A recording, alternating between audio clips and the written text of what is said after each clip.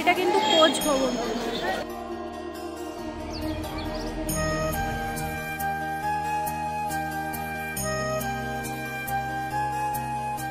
নমস্কার সকলকে, আমি ঈশানী চলে এসেছি শ্রীধাম মায়াপুরে। আজকে একদিনের জন্য এসেছি আমি। পুরোটা আপনাদেরকে দেখাবো, কিভাবে এখানে আসবেন, কিভাবে থাকবেন, সব কিছুই আর পুরো অভিজ্ঞতাটা আপনাদের সাথে শেয়ার করবো। তো চলুন ভিডিওটা শুরু করি। চলুন তাহলে কিভাবে মায়াপুরে পৌঁছলাম সেটা একবার দেখিয়ে দিই। হাওড়া কাটোয়া বা ব্যান্ডেল কাটোয়া যে কোনো কাটোয়াগামী ট্রেন ধরে কিন্তু আপনারা পৌঁছে যেতে পারেন নবদ্বীপ ধামে। ঠিক আছে, আমরা এখান থেকে হাওড়া কাটোয়া ট্রেন ধরে চলে যাচ্ছি নবদ্বীপ ধামে। এছাড়া যারা শিয়ালদা থেকে আসছেন তারা কিন্তু কৃষ্ণনগরে নামবেন, সেখান থেকে বাস চলে, এছাড়াও লঞ্চ পারাপার করে আপনারা চলে যেতে পারেন নবদ্বীপ ধাম। আমরা নেমেছিলাম নবদ্বীপ ধামে। এখানে রেল লাইন পারাপার করে কিছুটা হেঁটে গেলেই কিন্তু এই টোটো স্ট্যান্ড রয়েছে, এখান থেকে টোটো করে চলে যাচ্ছি লঞ্চ ঘাটে। সেক্ষেত্রে প্রতিজনের ভাড়া কিন্তু 15 টাকা করে।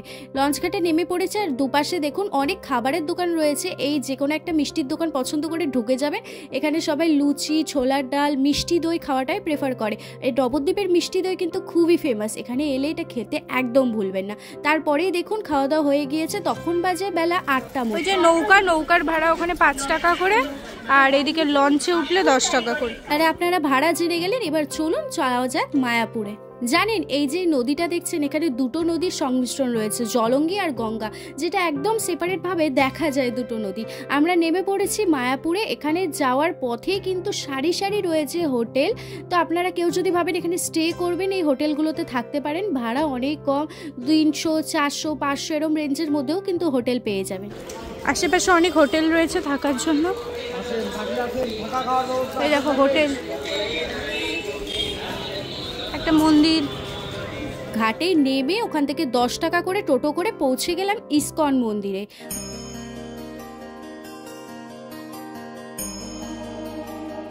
সবার প্রথম কাজ কিন্তু আমাদের ভোগের কুপনটা কেটে নেওয়া। এখানে দেখুন পরপর কাউন্টার রয়েছে। 70 টাকার মধ্যে আপনারা কি কি ভোগ পাবেন দেখে নিন। এছাড়াও কিন্তু 80 টাকার রয়েছে, 50 টাকার রয়েছে, বিভিন্ন রেঞ্জের রয়েছে। আপনারা আপনাদের ইচ্ছে মতো একটা কুপন কেটে নেবেন, আমরাও কেটে নিয়েছি। এরপরে আপনারা যারা ভাবছেন থাকবেন ইসকনের ভেতরে, সেক্ষেত্রে বলে রাখি গুগলে গিয়ে মায়াপুর ইসকন সার্চ করলে কিন্তু 3টে ভবন বুক করার সুবিধা পাবেন। তার মধ্যে রয়েছে কোচ ভবন, গদা ভবন আর রয়েছে ঈশ্বরধ্যান ভবন। কোচ ভবনের ভাড়া কিন্তু অনেকটাই বেশি, কারণ মন্দিরের একদমই কাছে। আর গদা ভবনের ভাড়া শুরু হচ্ছে 600 টাকা থেকে। আর আপনারা যারা ভাবছেন অফলাইনে এসে বুক করবেন, এই 3টে ভবনের কিন্তু অফলাইনে রুম পাওয়া খুবই মুশকিল। এছাড়াও যদি আপনারা একটু নিরিবিলি পরিবেশে থাকতে পছন্দ করেন, তাহলে কিন্তু বেস্ট অপশন হচ্ছে প্রভুপাদ ভিলেজ। এখানে নন এসি রুমের ভাড়া 1200 টাকা পার নাইট। এটি রয়েছে অন্নদান কমপ্লেক্সের একদম পাশে। রাত্রিবেলায় কিন্তু অপূর্ব সুন্দর লাগে প্রভুপাদ ভিলেজ। এখানকার বুকিংটাও কিন্তু আপনারা অনলাইনেই সেরে ফেলবেন। অফলাইনে যদি রুম অ্যাভেলেবেল থাকে তখনই পাবেন, অথবা পাবেন না। এরপরে দেখুন গৌরাঙ্গ কুটির। এখানে কিন্তু অনেক কম টাকায়, মাত্র 100 টাকা থেকে 200 টাকার মধ্যে আপনারা এখানে থাকতে পারবেন। কিন্তু এখানে একটাই কমন ওয়াশরুম রয়েছে, অ্যাটাচ বাথরুম নেই। আরেকটা কথা বলে রাখি, মায়াপুর ইসকনের ভেতরের কোনো ভবনে যদি আপনারা থাকতে চান, সেক্ষেত্রে কিন্তু আপনারা শুধুমাত্র ফ্যামিলি মেম্বার্সরাই থাকতে পারবেন। এছাড়া আপনারা একাও থাকতে পারবেন, সেক্ষেত্রে ভ্যালিড আইডি প্রুফ লাগবে। কাপলদের কিন্তু এখানে থাকার কোনো অনুমতি নেই। আমরা অনেক সকাল সকাল পৌঁছে গিয়েছিলাম, তাই চারপাশটা একটু ঘুরে দেখছিলাম। তার মধ্যে দেখুন এখানে একটা থিয়েটার রয়েছে, যেখানে 10টা থেকে রাত্রি 8টা অবধি কিন্তু শো হয়। টিকিট মূল্য 40 টাকা করে।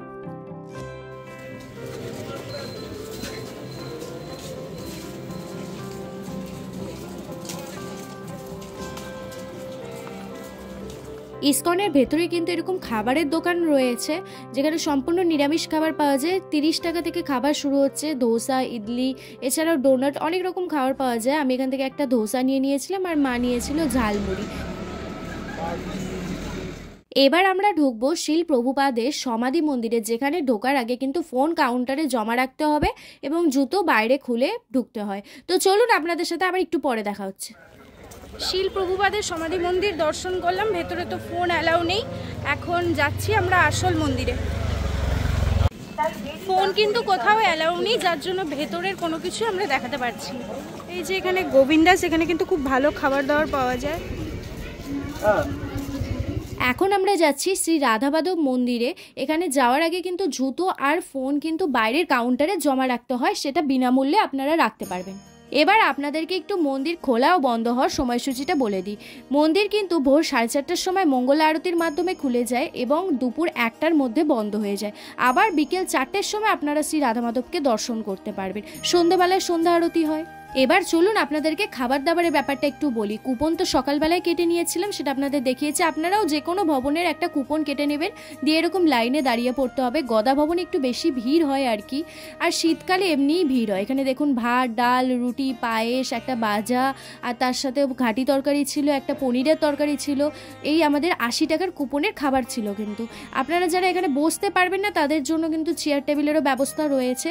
তা চলুন, আমাদের খাওয়া দাওয়া তো হয়ে গিয়েছে, সামনেই আসছে দোল পূর্ণিমা।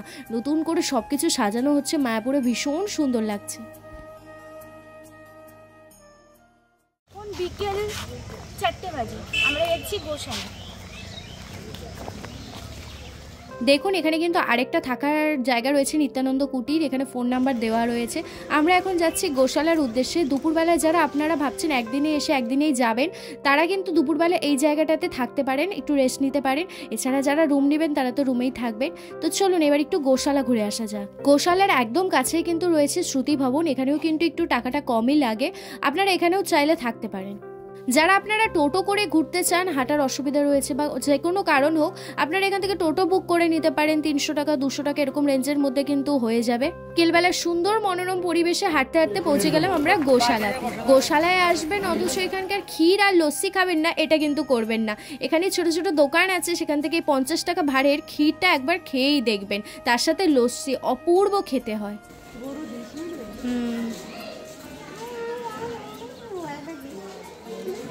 এত বড় গরুকে আগে স্নান করাইছি, স্নান করাইটা আমি দুধ দুয়াইটা আর আমরা বাছুরকে ধরে রাখতাম। যাকে শুনলেনই আমার মায়ের কথা। এবার দেখুন গোশালায় কিন্তু আপনারা কিছু টাকা ডোনেট করতে পারেন, সে 10 টাকা 20 টাকা যাই আপনাদের সামর্থ্য হয় সেটাই ডোনেট করতে পারেন। কিন্তু যদি 100 টাকা দেন তাহলে আপনি একটা গোমাতার সারা দিনের খাবারের দায়িত্ব নিলেন। তার সাথে এই গোল গোল জিনিসগুলো দেখছেন, আমি ঠিক নাম জানি না, এগুলো আপনাকে 5টা তখনই দেওয়া হবে যেগুলো আপনারা নিজে হাতে খাওয়াতে পারবেন। আর সে এক অপূর্ব শান্তি। আর গোমাতারা এত ভালোবাসেন না এই জিনিসগুলো খেতে ভীষণ। কিন্তু সব কিছু আর ক্যামেরা বন্দি করে ওঠা সম্ভব হয় না, কারণ সেই জিনিসগুলোকে না আর উপভোগ করা হয় না যদি সব কিছু ভিডিও করতে বসি।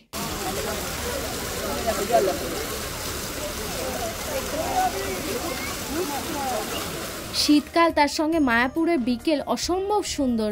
আর দেখুন এটা কি বলুন তো, এখানে 108 বার কৃষ্ণ নাম করতে পারবেন এইভাবে। আপনি দেখুন যেখানে পা দিচ্ছি সেখানে একবার করে কৃষ্ণ নাম করছি, আবার পরেরটা এগোচ্ছি, আবার নাম করছি।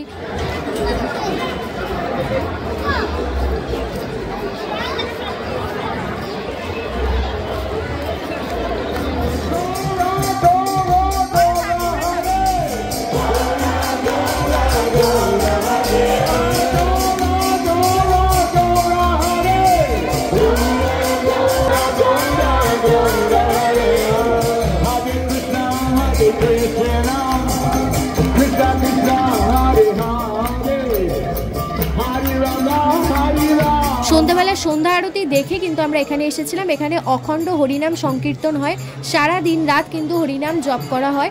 আর সন্ধ্যাবেলা এত ভালো লাগছিল মায়াপুরের চারিদিকটা যে বলে বোঝাতে পারবো না।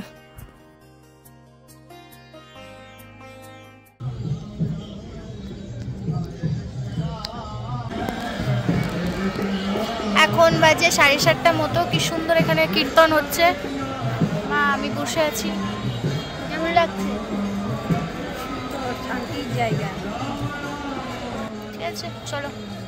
ইসকনের ভেতরেই কিন্তু এরকম অনেক দোকান রয়েছে যেখান থেকে আপনারা অনেক কিছু কিনতে পারেন। আর আগেই বলে রাখি এখানে কিন্তু প্রচুর ঠান্ডা, কেউ ভুলেও কিন্তু সোয়েটার ছাড়া আসবেন না। আমরা পাতলা পুতলা সোয়েটার নিয়ে গেছিলাম, প্রচুর কষ্ট পেয়েছি। একটু মোটা সোয়েটার নিয়ে আসলে ভালো হতো আর কি। যাকে চলুন এবার খাওয়া দাওয়ার পালা। আপনারা কিন্তু ভবনেরও কুপন কাটতে পারেন, রাত্রিবেলায় যেইভাবে সকালে কেটেছিলাম সেইভাবেই ভবনের কুপন রাতেও কেটে নিতে পারেন।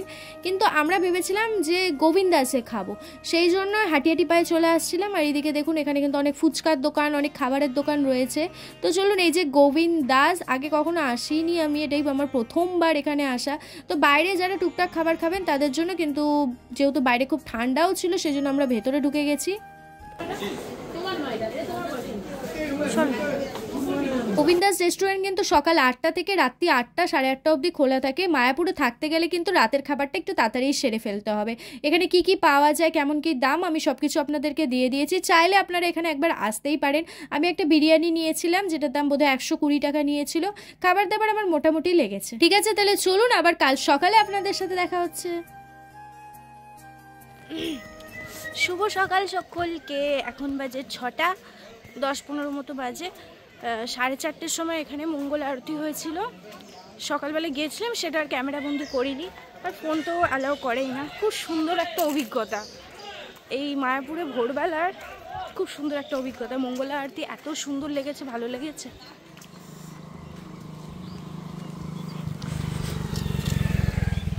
কি সুন্দর একটা রাস্তা দেখো, এখানে সবাই কি সুন্দর সকালবেলা ওঠে, ভালো লাগে।